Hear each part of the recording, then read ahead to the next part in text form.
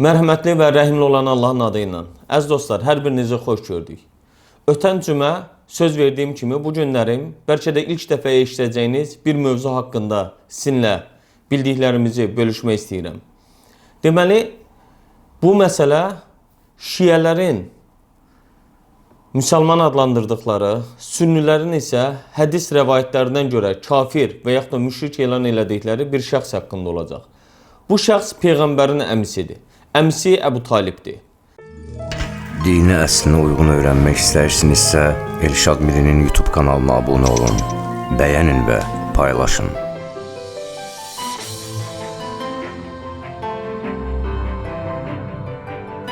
Yəni bir şəxsin Peyğəmbərin əmisi, atası, həyat yoldaşı, övladı olması məsələni dəyişmir. Sadəcə olaraq bu məsələdə niyə belə bir yol tutulduğu ilə bağlı məsələyə aydınlıq gətirməyə çalışacağım. Quranda Uca Allah belə buyurur ki, şübhəsiz, sən sevdiyin hər kəsi doğru yola yönəldə bilməzsən. Lakin Allah istəyəni doğru yola yönəldər. O doğru yola yönələnləri çox yaxşı bilir. Qəsəs surəsinin 56-cı ayəsində. Əksər təfsir alimləri ayədə haqqında danışılan şəxslərdən birinin Peyğəmbərimizin çox sevdiyi, lakin doğru yola yönəldə bilmədiyi əmisi Əbu Talib, Allahın doğru yola yönəltdiyi şəxsin isə Peyğəmbərimizin digər əmisi Abbas olduğunu iddia eləyibdilər. Eyni məzmunlu başqa bir iddia isə Tövbə surəsinin 113-cü ayəsi ilə əlaqələndirilir. Həmin ayədə də Allah belə buyurur. Deyir, müşriklərin cəhənnəmin sakinləri olduqları aydın olandan sonra ən yaxınları olsa belə nə Peyğəmbərə, nə də iman gətirənlərə onların bağışlanmalarını istəmək yaraşmaz. Bu iddialara cavab verməmişdən əvvəl adlarını çəkdiyimiz hər iki şəxsin kimliyi haqqında qısa məlumat vermək istərdim.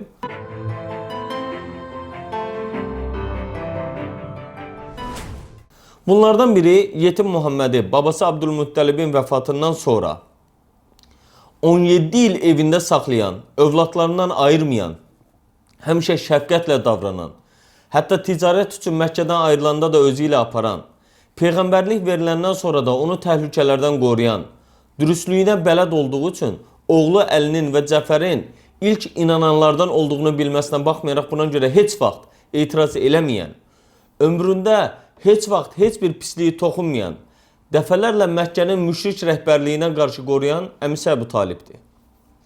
Amma digəri isə Haşimilərin imkanlı şəxslərdən biri olan, Məkkə dövründə müsəlmanların cərgəsində olmayan, İslamı qəbul edənlərin arasında adı heç bir zaman hallamayan, Bədir döyüşündə müşriklərlə birlikdə qardaşı oğluna qarşı döyüşən, əsir düşən, sonra isə fidyəsini ödəyərək azad edilən, Məkkənin fəth ərəfəsində başqa çıxış yolu qalmayaraq Əbu Süfyanla birlikdə müsəlman olan əmisi Abbasdır.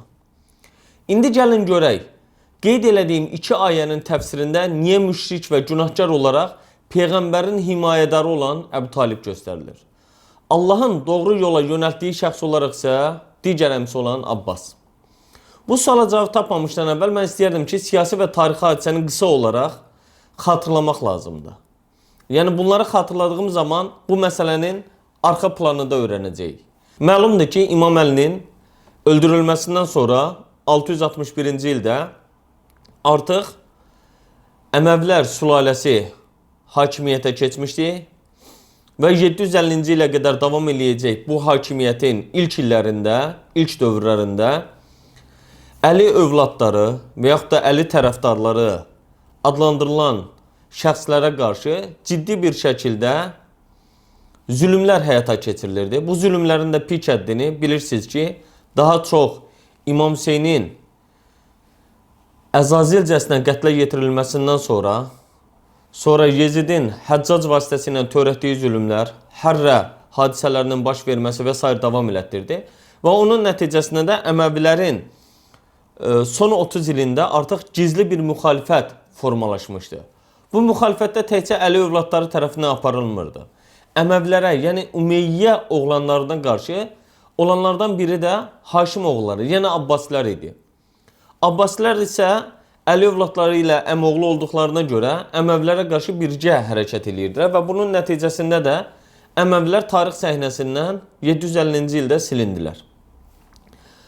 Abbasilər qiyam hazırlıqlarına başladıkları ilk illərdən etibarən Əli bin Əbu Talibin tərəfdarları ilə birlikdə fəaliyyət göstərsələr də əsas məqsədlərini biruzə vermirdilər. Lakin qiyam baş veriləndən sonra, qiyam baş tutandan sonra hər şey aydın olur. Qurulan dövlətin legitimliyi barədə insanlardan beyət alınmalı idi. 749-cu ildə cümə günü Kufə məscidində Əbul Abbasa beyət edildi. Əbul Abbas Əs-Saffah xəlifə qismində oxuduğu ilk xütbədə Peyğəmbər aid olduğu iddia edilən hədislərlə hakimiyyətin Abbasilərin haqqı olduğunu ispat etməyə çalışdı. İran əsilli Əbu Sələmə İslam tarixində vəzir ünvanına sahib olan ilk şəxs oldu. Güc onun əlində olduğu üçün xəlifə Əbul Abbas bu Əli tərəfdarına heç nə edə bilmirdi. Nəticədə Abbasilərin ilk icraatlarından biri Əbu Müslimin yardımı ilə 750-ci ildə Əli tərəfdarlarının xəlifə olmasını istəyən ilk vəzir olan həmin o Əbu Sələməni öldürtmək oldu. Bundan sonra Əməvilər dövründə olduğu kimi Əli övladlarına və tərəfdarlarına qarşı zülmlər təkrar başladı. Xəlifəliyin Əli övladlarının haqqı olduğunu iddia edənlərə qarşı Abbas oğulları əksini əsas gətirirdilər. Hakimiyyətin Əli bin Əbu Talib övladlarının haqqı olduğunu iddia edənlər onların sonuncu Peyğəmbərimizin qızından törədiyini əsas gətirir. Qarşı tərəf isə nəslin qızdan deyil, oğlandan davam etdiyini əks arqument kimi göstərirdilər.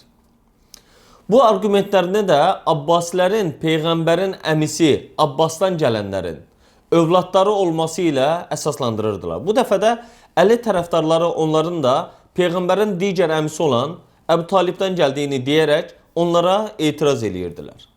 Bu etirazlarını dəstəkləmək üçün Abbasın nə Məkkə, nə də Mədinə dövründə qardaşı oğlu Muhammed Peyğəmbərin tərəfini tutmadığını, hətta Bədirdə ona qarşı savaşdığını, əsir düşdüyünü, yalnız Məkkənin fəthindən sonra müsəlman olduğunu deyirdilər, əsas gətirirdilər. Əbu Talibin isə ölənə kimi Peyğəmbərin tərəfini saxladığını və onu müdafiə elədiyini bildirirdilər. Gətirilən iddialar bir kənara atılacaq adi sözlər deyildi. Bu yenicə qurulan bir hakimiyyət üçün həmişə baş ağrısı olacaqdı. Abbasın 630-cu ildə İslamı qəbul eləməsi, əvvəlki həyatının isə qaranlıq olması onların hakimiyyətini titrədəcək bir məqam idi.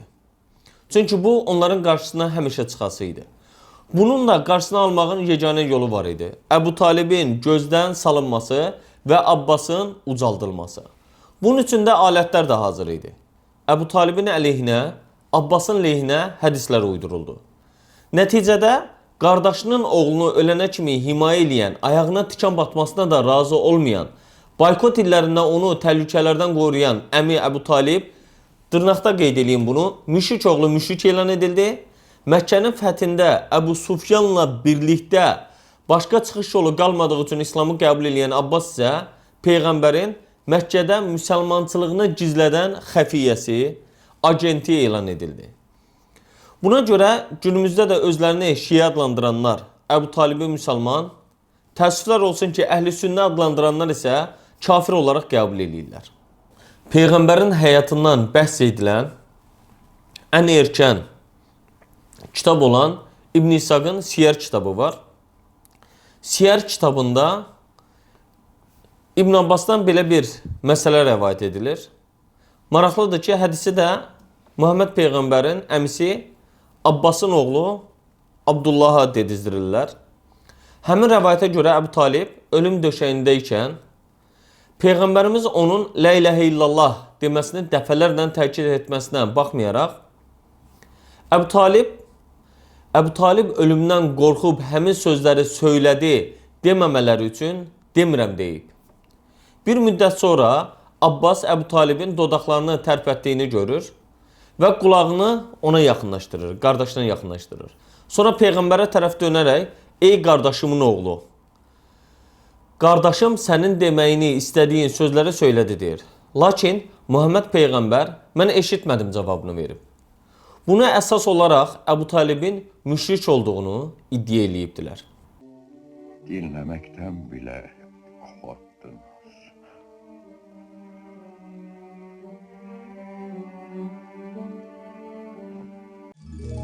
Dini əslinə uyğun öyrənmək istərsinizsə, Elşad Mirinin YouTube kanalına abunə olun, bəyənin və paylaşın.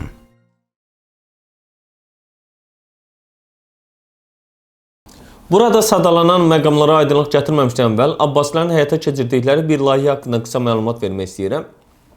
Belə ki, Abbasilər Peyğəmbərin həyatından bəhs edilən siyər, Quranın izahı üçün təfsir, Peyğəmbərin sözlərindən ibarət olan hədis və müsəlmanların həyatlarını tənzimləmələri üçün fiqh kitabları yazdırmaq layihəsi başlatmışdılar. Təbii ki, burada əsas məqsəd hakimiyyətlərini daha da gücləndirmək və buna uyğun olaraq ictimai fikir formalaşdırmaq idi. Bunun üçün də Siyər İbn İsaqa, təfsir sahəsi Muqatil bin Süleymana, hədis Malik bin Ənəsə tapşırıldı. Amma fiqh işi və Bağdadın qazisi olmaq təklifləri isə İmam Əbu Hənifə tərəfindən qəbul edilmədiyinə görə adı çəkilən alim Əməvilər dövründə olduğu kimi Abbaslar dövründə də həbsə atılır. Bu dəfə zindandan isə 767-ci ildə cənazəsi çıxır. Nəticədə hədis, siyər və təfsir sahəsinə ilk əsərlər sifarişlə yazılır.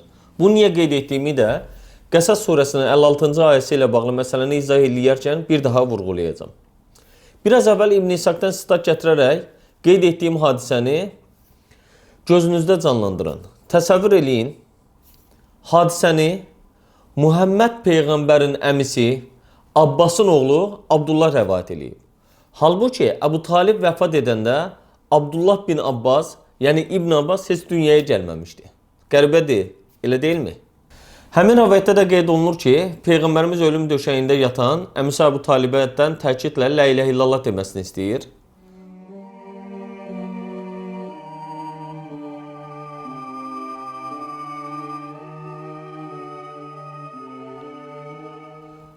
Burada belə suallar ortaya çıxır.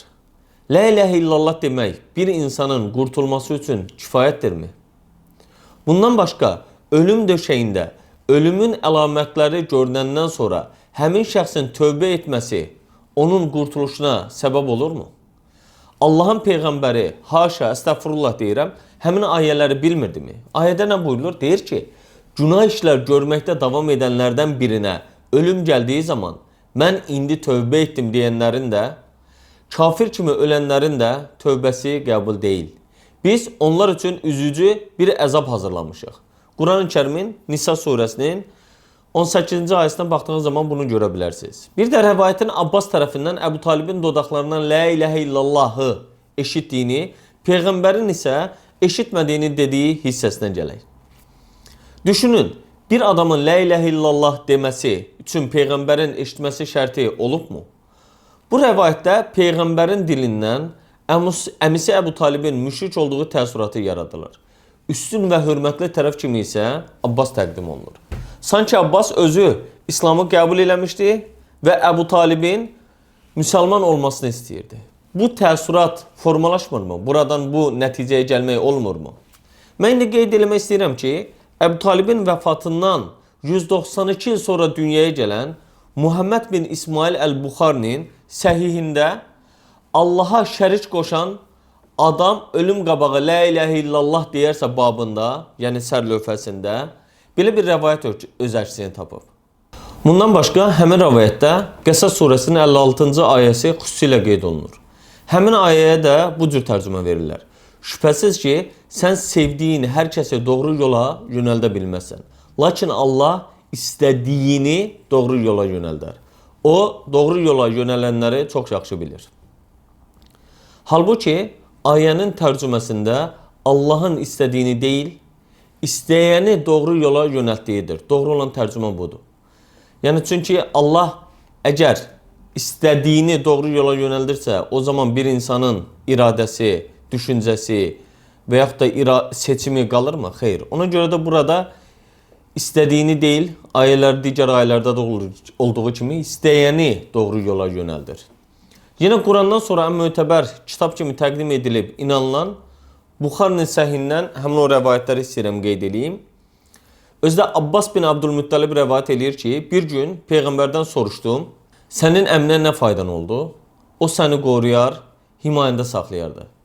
Güya Peyğəmbərimiz də əmisi Abbasa belə cavab verib ki, o indi deyir cəhənnəm odunun üst hissəsindədir.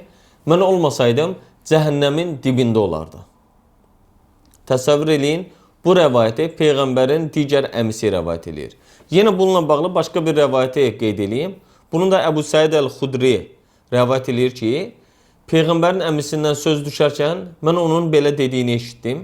Ola bilsin ki, qiyamət günü mənim şəfaətim ona fayda versin və onu cəhənnəm odunun üst qatına alsınlar.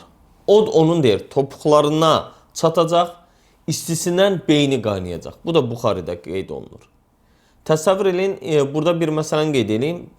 Peyğəmbərin şəfaəti məsələsi iddiası var. Bununla bağlı inşallah yazımı yekunlaşdırıram. Allahın izni ilə növbəti videolarda bu haqda hazırlayacağım ki, şəfaət varmı? Ümumiyyətlə Peyğəmbərin şəfaət etməsi mümkün idimi? Şəfaət anlayışı müşriklərin əqidəsindən necə İslam dininə gətirildi kimi məsələlər var. Onlara inşallah aydınlıq gətirəcəm. İndi istəyirəm öyrənək görək. Peyğəmbər, məsələn, bunu necə bildi və yaxud da bu sualı bu cür qoyaq. Ümumiyyətlə, Peyğəmbərin bunu bilməsi mümkün idimi? Ki, cəhənnəmdə ayağından girəcək, beynini partlayacaq. Gəlin, indi cavabları Qurandan öyrənməyə çalışaq. Allah Quranda Peyğəmbərin qeybi bilmədiyini dəfələrlə ona dedizdirir. Peyğəmbərin özündən dedizdirir. Deyir ki, ayədə, mən sizə demirəm ki, Allahın xəzinələri mənim yanımdadır. Əgər mən qeybi də bilmirəm, mən sizə demirəm ki, mən mələyəm. Bu Hud surəsinin 31-ci ayəsindən qeyd olunur. Bundan başqa yenə bir ayə var. Orada deyilir ki, mən Peyğəmbərlərin birincisi deyiləm. Mənə və sizə nə üz verəcəyini də bilmirəm. Mən sadəcə mənə vəhy yollarına tabi oluram. Mən yalnız açıq-aşkar xəbərdar edənəm. Bu da Quranın Əhqaf surəsinin 9-cu ayəsində qeyd olunur. Bundan başqa yenə bir ayədə belə buyurulur. Əgər qeybi bilsəydim, əlbəttə özüm üçün xeyir artırardım və mənə pislik də toxunmazdı. Mən sadəcə iman gətirən bir cəmaat üçün xəbərdar edən və müjdəliyənəm. Bu da Ərəf surəsinin 188-ci ayəsində qeyd olunur. Ümid edirəm ki, bu ayələrdən sonra sualın cavabını artıq siz özünüz tapmışsınız. Dini əslinə uyğun öyrənmək istərsinizsə, Elşad Mirinin YouTube kanalına abunə olun, bəyənin və paylaşın. Əslində Əbu Talibin müşrik, Abbasın müsəlman olub olmamalarına görə biz onların əvəzinə haqq hesaba çəkilməyəcəyik. Bu məsələnin gündəmə gəlməsinin də nə onlara faydası var, nə də zərəri. Tarixi əhəmiyyət kəsb etməyən bir məsələnin sonralar siyasətə alət edilməsi, bundan sonra isə məzhəblərin ixtilaf səbəblərindən birinə çevrilməsi mövzumuzun aktuallığını həmişə saxlayır. Şiələrin Əbu Talibi müsəlman, sünnilərin isə müşrik olaraq qəbul etmələrinə baxmayaraq, nəticədə qərarı verən uca Allahdır.